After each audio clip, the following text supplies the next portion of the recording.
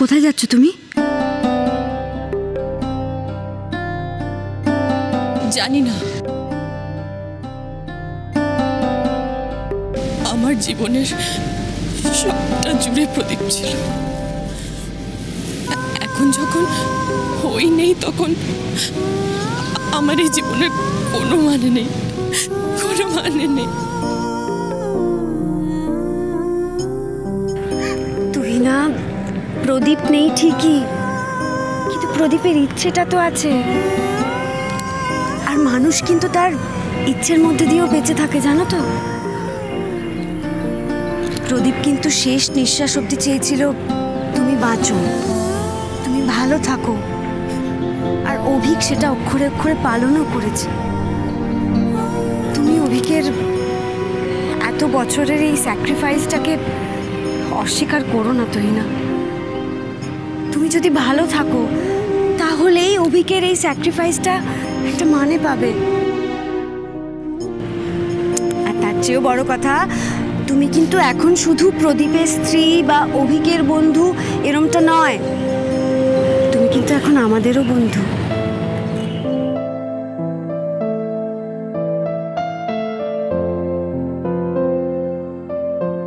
আমায় ক্ষমা করে দিও তুহিনা, আমি সবটা না জেনে না বুঝে তোমায় অনেক খারাপ কথা বলেছি।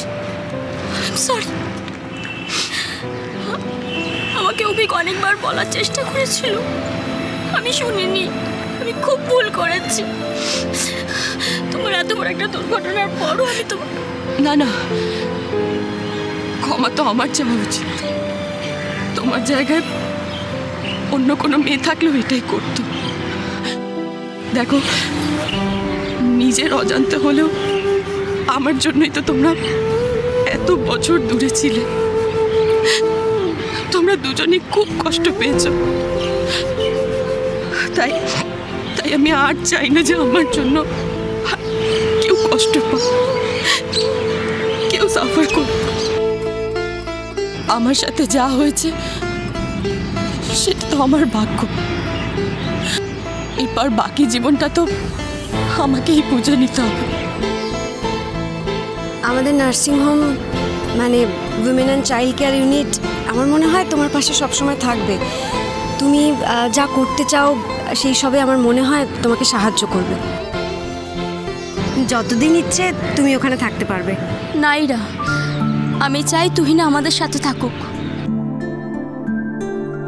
অভিকর বেস্ট ফ্রেন্ডকে প্রমিস করেছিল তুহিনা দেখাশোনা করবে। তাই এখন আমিও চাই তুহিনা যতদিন না নিজের পায়ে দাঁড়াচ্ছে ততদিনও আমাদের সাথেই থাকুক, আমাদের দায়িত্বে থাকুক।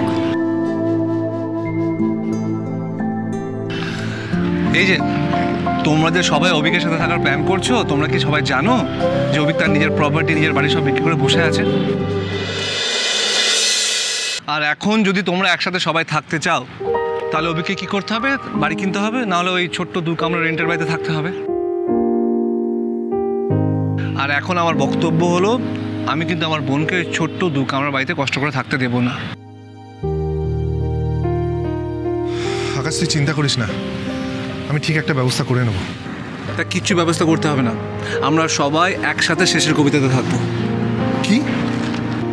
দেখ, আমরা তো একটা পরিবার, বল। আর তোর এই দাদা, এই বন্ধু তোর জন্য এটুকু করতেই পারে। দেখ, তোকে কিন্তু আমার কথা রাখতেই হবে।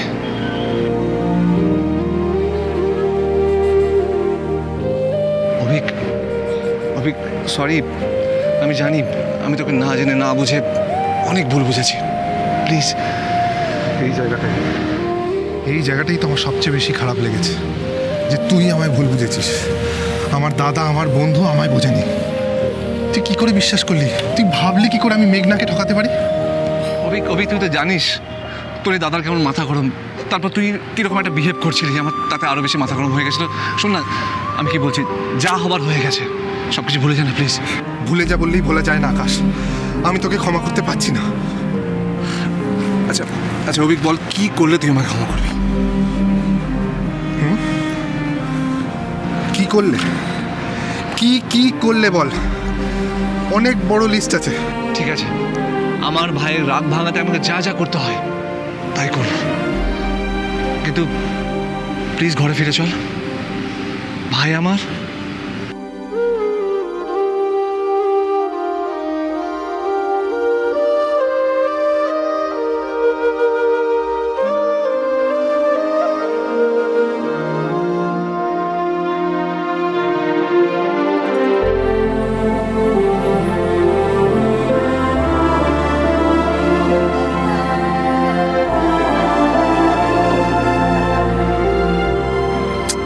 কিন্তু আকাশ, এখনো একটা কাজ কিন্তু বাকি রয়ে গেছে।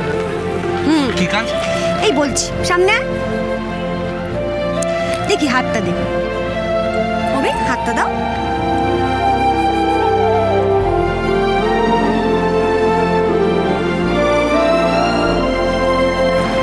আচ্ছা, আমি বলছিলাম যে সিনটা না ঠিক জমছে না, কিছু একটা বাকি আছে মনে হচ্ছে। তাই না? হ্যাঁ।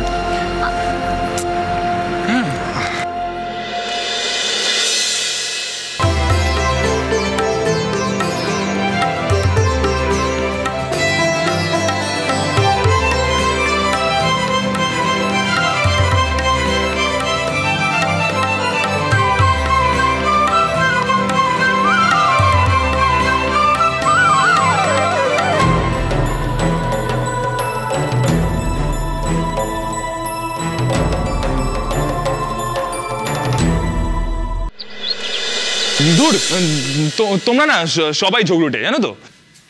কি বলে? আমরা সবাই ঝগড়ুটে, আর তোমরা তোমরা কি ঝগড়ায় কম যাও নাকি? তুমি তোমার দাদা? ব্রো, দেখেছো দেখেছো কিভাবে কথা বলছে? কোন পক্ষ এইভাবে কথা বলে? হ্যাঁ হ্যাঁ হ্যাঁ, বলে বলে, আজকালকার দিনে বলে, অবশ্যই বলে। কেন বলো তো? আমার সুন্দর একজন কনেকে আমরা তোমাদের হাতে তুলে দিচ্ছি, তোমাদের তো কৃতজ্ঞ থাকা উচিত। কৃতজ্ঞ তোমরা থাকবে কৃতজ্ঞ। নীল নীল নীল ঝগড়া, নীল ঝগড়া করিস না, তুই একটু চুপ কর। না না, ঝগড়ার কি আছে? ও কি করবে ঝগড়া? হ্যাঁ, আজকে ছেলে নাক টিপলে দুধ বেরোয়, কানমোলা দিলে কেঁদে ফেলে, ও করবে আমার সঙ্গে ঝগড়া? যতই তুমি ব্যায়াম করো, হ্যাঁ, আমি কিন্তু কম যাই না। তুই না, কেমন লাগছে আমাদের বাড়িতে? ভালো, এবারই প্রত্যেকে খুব ভালো।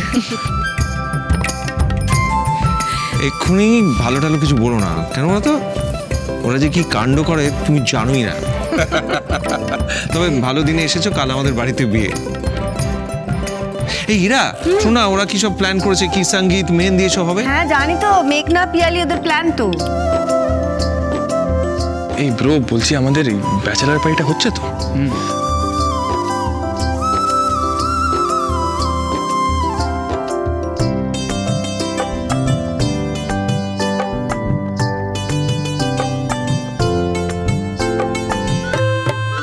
এই শোনো শোনো শোনো শোনো, তুমি তো একদম বউকে পেয়ে আমাদেরকে ভুলেই গেছো। হ্যাঁ না। এই শুনতে পাচ্ছ কি আমার কথাটা? হ্যাঁ বল না। বলছি শোন, আজ কিন্তু নীলের ব্যাচেলার পার্টি হচ্ছে। বাহ, এ তো ভালো কথা, আনন্দ কর। কি ভালো কথা, কি আনন্দ কর? তুমি কোথায় যাবে? আমি এটা কি সেই অভিজ্ঞতা? হ্যাঁ, আগে কত প্ল্যান করতো, প্রোগ্রাম করতো, হই হই করতো, আর এখন দেখো আমি আমি করে যাচ্ছে। এই তোমার কি আমাদের সঙ্গে প্ল্যান না করার কোনো ব্যাপার স্যাপার আছে নাকি? না, সেরকম কিছু না। বেরসিক কবে থেকে হয়ে গেলে?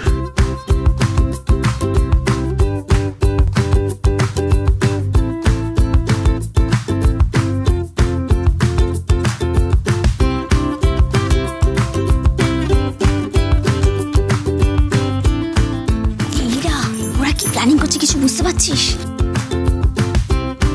হ্যাঁ, কেন বুঝতে পারবো না? বুঝতে পারছি, কিন্তু আমরা যে বুঝতে পারছি সেটা আবার ওরা বুঝতে পারছে। শোন না, একবার বল, আমি ওদের প্ল্যানটা বেশ দিতে পারি। দাদা ভাই, তুই কিন্তু কিছু বলবি না। দাদা ভাই না, আগে দেখি না জল কত দূর গড়ায়, তারপর তো। এই তো এসে গেছে তিস্তা, আমাদের মূল আকর্ষণ। আসুন আসুন। আমার তোমাদের সবাইকে কিছু কথা বলার আছে। কি রে? আমি বিয়েটা করতে পারবো না।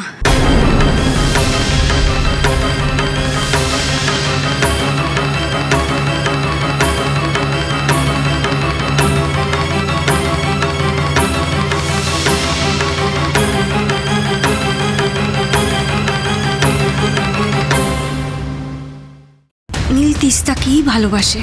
তুমি যদি এই বিয়েতে রাজি হও, তিস্তা বলেছে তবেই ও বিয়ের পিঁড়িতে বসবে। শালিনী,